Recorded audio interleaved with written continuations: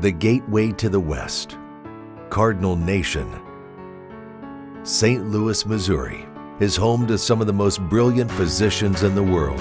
These doctors are pushing science to its limits, healing patients in new, innovative ways, and doing it at the same time they're teaching the next generation of doctors how to save lives.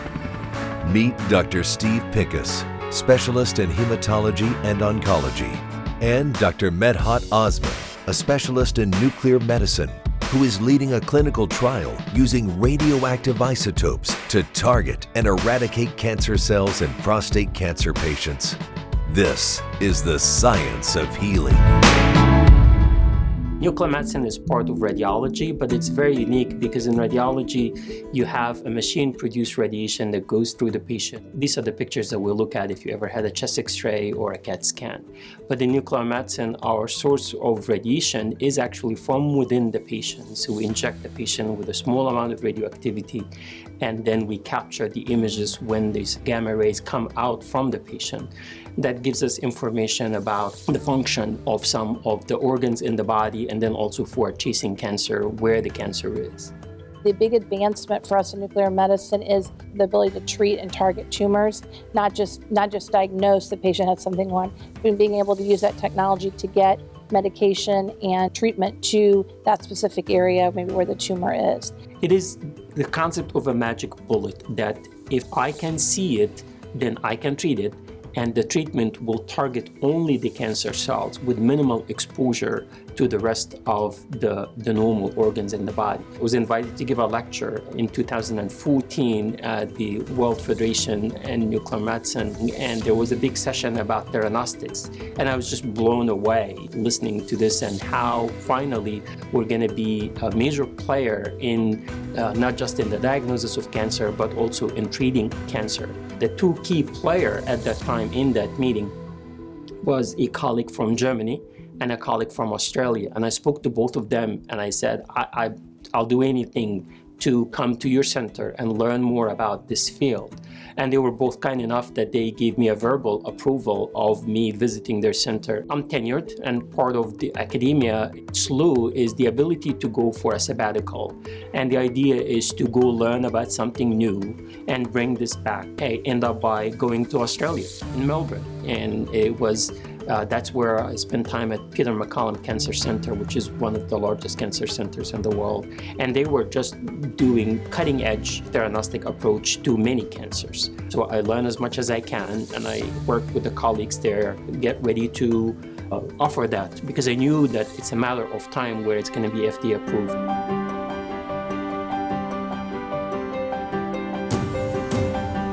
And we immediately had everything in place to start treating patients as soon as we have the FDA approval. So we did indeed offer this treatment. At the same time, we knew that there's a lot of clinical trials going on in the prostate cancer. And in getting ready for that as well, we actively participated in the VISION trial, and that was a milestone of a trial in prostate cancer that led to also major publication in New England Journal of Medicine, and also to the approval that we're waiting for it to happen any day now. So my colleague, Dr. Osman in nuclear medicine, has been able to get us involved with a clinical trial, which was using a unique approach of actually a targeted antibody that binds to the prostate cancer cell, and it drags along with it radioactive isotope. So we did know that radiation treats prostate cancer, but the problem with radiation is that it's basically killing everything in the, where you're giving the radiation, and not very selective. When we give this targeted therapy, what happens is that the radioactive isotope, which in this case was lutetium-177, is attached to the protein, which is called PSMA. This basically would then target the prostate cancer, and then the radiation would be given locally right to the tumor cell. Picking the right patient, giving the right treatment at the right time with the right dose. So it is what is called personalization. I had a growth in the upper part of my chest, right here at the bottom of the neck. And once they saw it, they said it's a glandular cancer, most likely prostate. long way from here to here. But that seemed to be the habit that they've been seeing. And so I was diagnosed so that I had it in my lymph, my lungs, and my bones. Prostate cancer, the prognosis is really based on the speed at which the tumor is growing. His prostate cancer was growing rapidly, meaning that it was doubling very quickly. When a tumor grows rapidly, obviously, you're talking about a fairly limited amount of time, and it could very well have been 6 months to a year he could have passed away from this disease. And I thought, wow. And of course, I didn't realize the moment you have it presenting itself here at the bottom of the neck that you actually have a metastasized cancer. That's a pretty good indication of what's going on. He had already failed a number of things, including hormone therapies that stopped working, chemotherapy. He had another treatment that was, we basically tried all the options, and I was kind of running out of things to do. They were able to get me on this particular clinical trial. So our ability to diagnose prostate cancer wherever it is and treat it wherever it is much, much better. And that translates into having better quality of life and helping patients live longer. He was able to enroll in this trial. He, as you can tell by talking to him, he had a tremendous response. From what I understand, there were about 4 other people who submitted to the clinical trial. I believe my numbers came out pretty close to the top. His treatment was remarkable in that we monitor something called the PSA, which is a protein that is produced by prostate cells, including prostate cancer. And his PSA just plummeted once he started treatment. What was really surprising is how fast his symptoms started getting better. Basically, over the first 2 months, this lymphedema that he had just melted away. His symptoms went away, his pain went away, his swelling went away. He was able to ambulate well again. He basically returned back to somebody who would look at it and say, it doesn't look like this man is sick. And he is doing well. He is, as last I talked to him, his PSA was still extremely low. They won't say the word remission as much as you have just cornered this to the point that it's practically non-existent. So the side effects are less and it is more effective treatment that help the patient live longer and have less symptoms from the widespread cancer that they have. Feels great.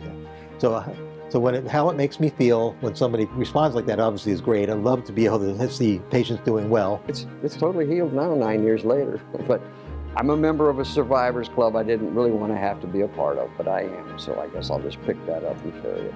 Expecting that patients would respond to treatment, I did not know how fast or how well, I guess you should say, the treatments would go, and dramatic responses, basically going to essentially almost undetectable amounts of cancer.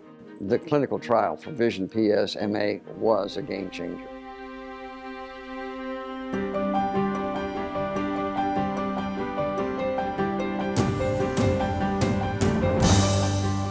Nuclear medicine has been around for the area that is, we use small amount of radioactivity to give us information to diagnose a disease, but then we can use a larger amount of activity to treat that disease. And that's kind of the mixing of diagnostics and therapeutics. That's the world, the new world that we're in now, which is Theranostics, because it's a term used to reflect the mixing of diagnostics and therapeutics. This one was selected as the image of the year of 2018, so that's 3 years ago. Basically, what's on the left here, these are all the prostate cancer cases. All the red dots are cancer, and this is their PSA level at baseline. Then they treated them with lutetium PSMA, similar to our patients here in the clinical trial. And then this is their PSMA images after the lutetium, and this is their PSA. So some of them have extensive disease, and they were able to attain complete response to therapy. Some of them extensive disease, and they had significant response to therapy, and few had complete response to therapy like this one here.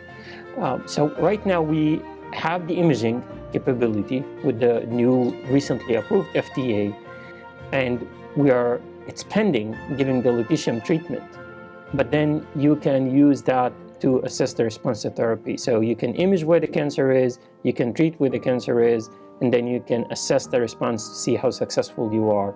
That's, in a nutshell, the concept in Theranostic, is that you see where the cancer, you treat where the cancer, and then you can assess how successful your treatment was. Theranostics is a really exciting field, and it's really exploding.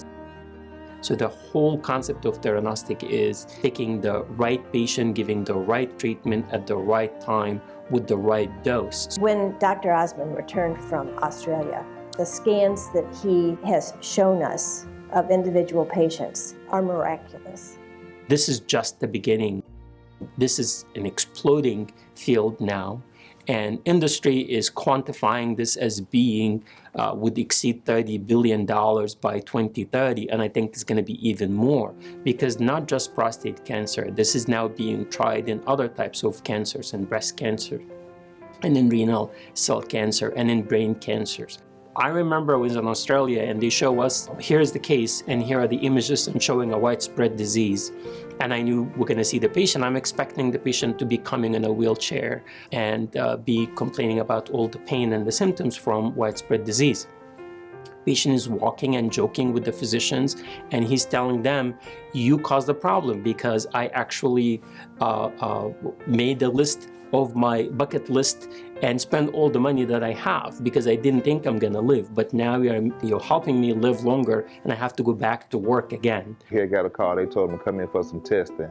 And when they tested, they said that he had cancer. Well, Alonzo is an elderly gentleman who really is not a candidate for chemotherapy. So as opposed to the previous patient who did get chemotherapy, Mr. Brand could not get it based on his other comorbidities.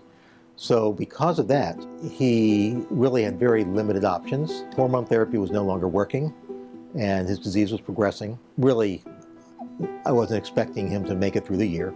Mr. Alonzo was sent to me by Dr. Pincus, our colleague in medical oncology, and he said, I think you have a patient that can fit in the clinical trial.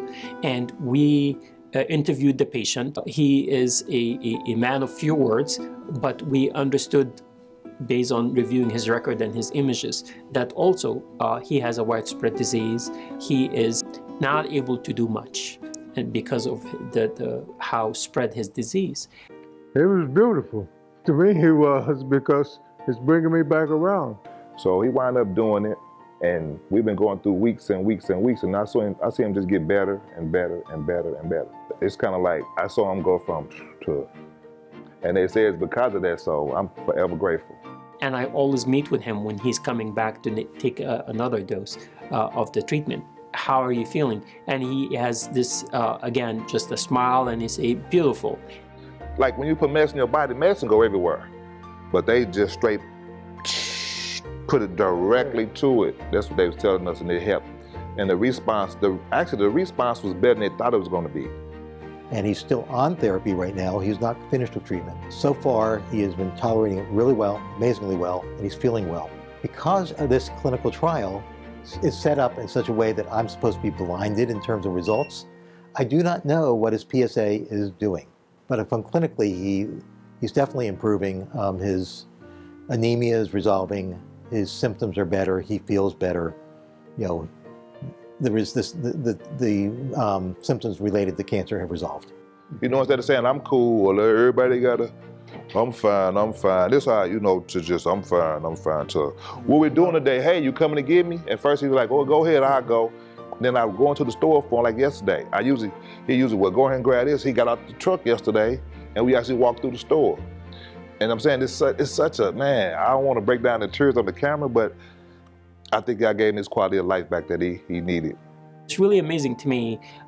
I may think that I'm having a bad day, but when you see a patient like this, and you know the extent of the disease, and you see their positive attitude, it makes you appreciate what you have, and it makes you grateful that they are willing to help not just themselves, but help others, because it's these clinical trials that provide data that helps change guidelines. If it wasn't for those patients helping, the guidelines would not change. So they are opening the door to doing this for 1,000 more patient generations to come. It saved my life, right? I believe it did.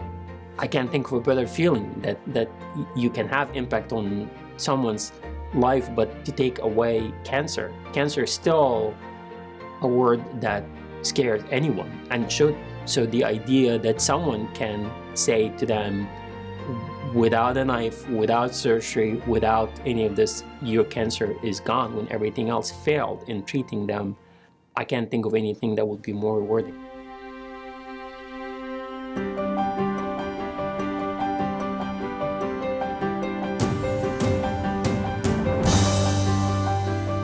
When we're trying to find these cancer cells, it's like looking for a needle in a haystack.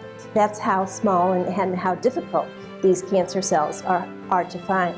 This radiopharmaceutical highlights the needle and puts a bright light on it so you see it immediately. I think that our physicians at St. Louis University are really utilizing research to forward advanced medicine. And so that's exciting for us to be a part of that. And as an academic medical center, we're excited to be leading those efforts. I feel so blessed and proud of our team and what we are able to accomplish at our hospital. We moved to the new hospital. We were giving the best facilities that anyone can ask for. I was deeply involved in the blueprint of the hospital, and everything that we asked for was given to us. Dr. Osman met with me and talked about really the future of what he wanted, what his vision was for nuclear medicine. And so that's what we started on that path 5 years ago when we decided that we were building a new facility here. And so he was very integral in the planning as well as the team to really talk about what kind of technologies we needed to be able to manage the types of patients that come here for services. So we sat down with the administration at the hospital, and I told them, this is my wish list. We want to change all the bathroom. We want to change all the facility to make sure that it will be a radiation safety conscious facility, not only for the safety of the patient, but the safety of all the team who are handling this high doses of radioactivity. We are the only facility that I know of who has the capability of being an inpatient that received as high of a dose as 1,000 millicurie, because the hospital were listened to our advice and followed our advice and recommendation by having enough shielding to deliver such a high dose. And this is very unique. I am not aware of any facility in the country right now who can claim that. And I think what it really means for the future is that we will continue to really lead and be innovative in our approaches to really what's happening in medicine, what's current, and what we can offer our patients that is really cutting edge as far as nuclear imaging and all the other things that we do here at the hospital.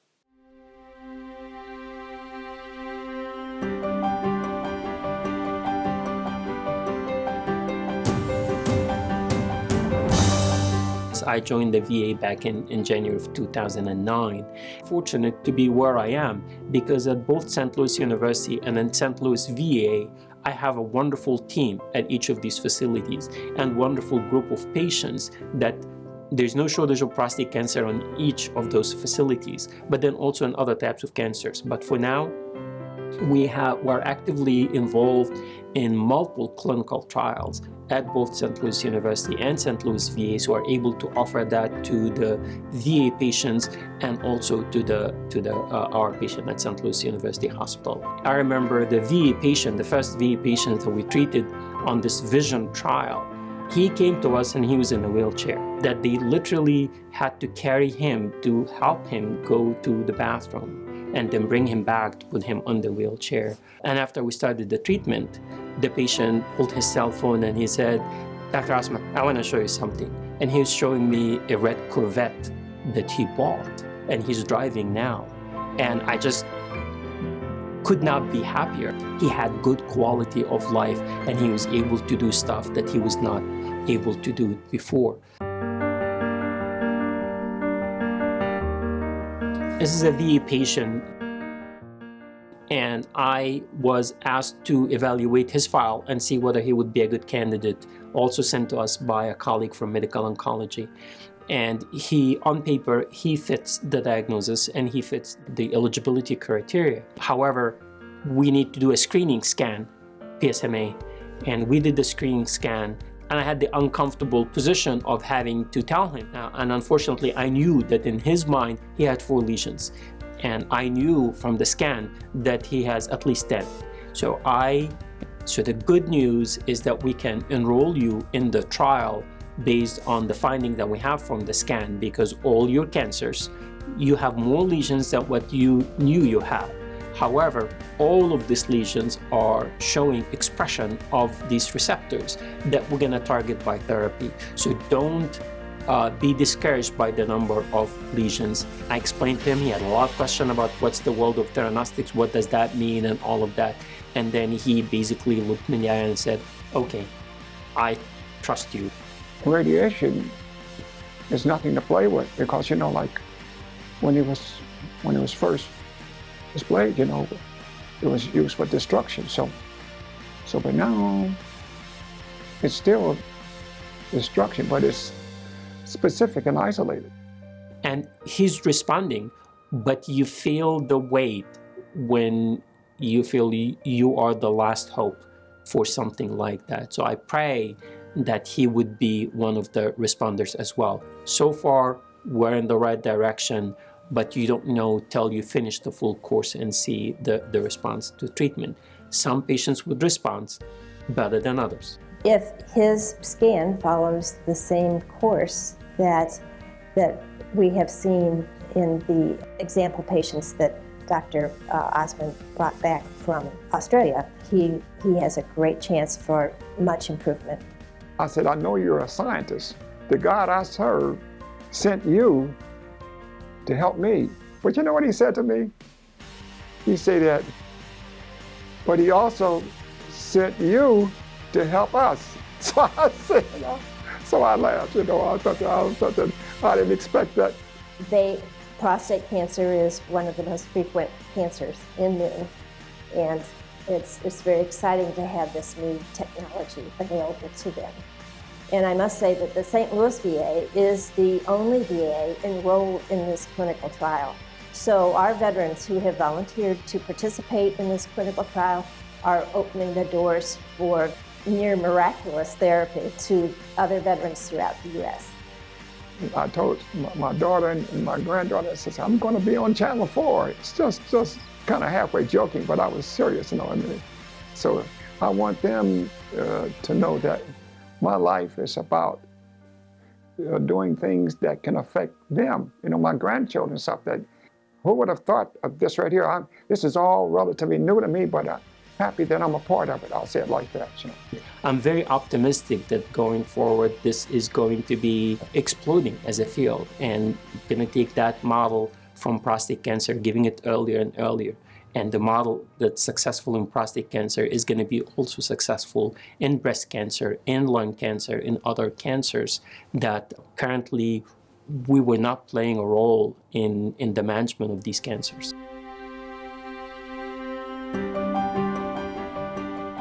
I think that we've had people already start calling, trying to see if they can get into a study. So already people are starting to hear about this through their medical oncologists. I think that our physicians at St. Louis University are really utilizing research to forward advanced medicine. So Dr. Osmond, he has a great scientific mind. He's very passionate about what he does, and he's a nice person as well. So it's a great collaboration. Dr. Pinks is a professor of oncology and saw what I saw, which is that this is really the wave of the future.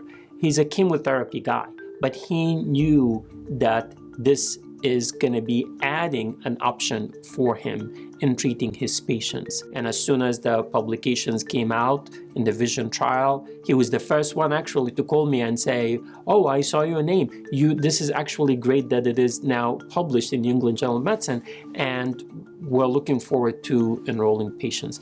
Dr. Osmond has been true to his dream. It has really been rewarding to work with him and see the progress that he has made. So we're really excited to go to the randomization phase when we're going to enroll the next 390 patients. If someone is watching and they have prostate cancer, then they need to reach out to us and we can evaluate their case and see which clinical trial would be best trial for them to be enrolled in. I do enjoy working for SLUCare, and I really think the mission of informed medicine and precision medicine, it goes right along with our studies. So the idea is that the hope that if you start giving it earlier and earlier, you may reach to a point where that's all you need to give. If you identify the right patient and give them the right treatment at the right time with the right therapeutic dose, then that may be the road to cure, or as close as it gets to cure. But we are getting better and better at treating cancers. The survival in prostate cancer, metastatic prostate cancer, is definitely improving, which is, the most common cancer in men. So, treating prostate cancer is a big chunk of cancer in this country. It's a whole different feeling when you feel I can now have a positive impact in someone's life and in someone's family and in someone's family member. For me, it's really a privilege to work with our physicians here who are so dedicated to eradicating cancer. So I hope that in the future, in our lifetime, we can see that happen. It's a really great thing to strive for, and I hope to see that. When I was in Australia in neuroendocrine tumor, I saw some cases where the patient had cancer 25 years ago, and they're coming for the follow-up, and they're completely cured. To them, it's something in the back of their mind as something that happened in the past, but they're still being monitored. But the cancer didn't come back for 20, 30 years. I've been in medicine for 50 years. We have been trying to cure cancer all of this time. Reason to believe that this will make a major impact in prostate cancer. And the technique that is used for this therapy can be modified for future treatments for other types of cancer. I think for anyone to have cancer, having a family member who had cancer, you just don't forget that. And when my father had lung cancer, I wish if he had had that chance. I remember the surgeon at that time telling me PET was new, and I said, what about PET scanning? I said, well, not unless you have money to waste. So to think now that I'm reading PET scans and having that impact, not just in the diagnosis, but also in the treatment, and thinking that one day there will be someone like my dad getting this treatment and being cured. I look forward to the time where I can tell someone that your cancer is gone.